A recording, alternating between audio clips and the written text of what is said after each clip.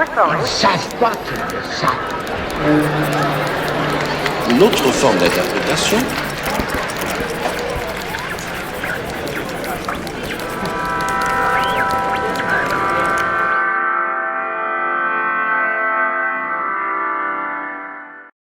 Eu vou falar sobre memória discursiva. A memória discursiva é um conceito central no trabalho dos analistas dos discursos. A memória diz respeito à recorrência de dizeres que emergem a partir de condições de produção específicas, mantendo-se, sendo atualizada ou esquecida, de acordo com o processo discursivo. A memória é algo que fala sempre antes em outro lugar. Ela não tem relação com lembranças pessoais ou individuais. A memória discursiva é concebida numa esfera social. Ela funciona no encontro de uma memória mítica, da memória social escrita em práticas e da memória construída pelo historiador.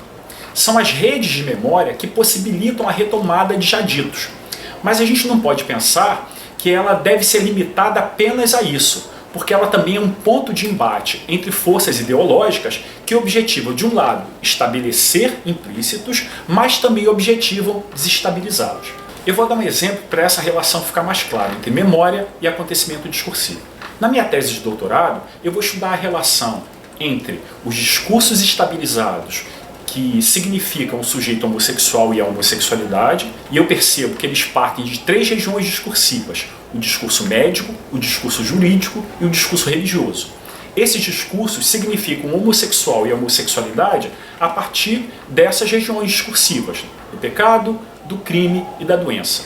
A AIDS é um acontecimento discursivo, e a AIDS então vem desestabilizar esses sentidos estabilizados sobre esses sujeitos.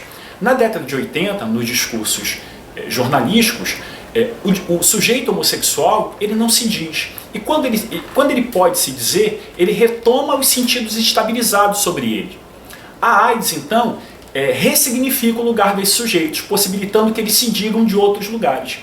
Então, no encontro daquela memória estável e desse acontecimento discursivo que desestabiliza, aquela memória é ressignificada, produzindo outros sentidos sobre os sujeitos homossexuais e sobre a homossexualidade.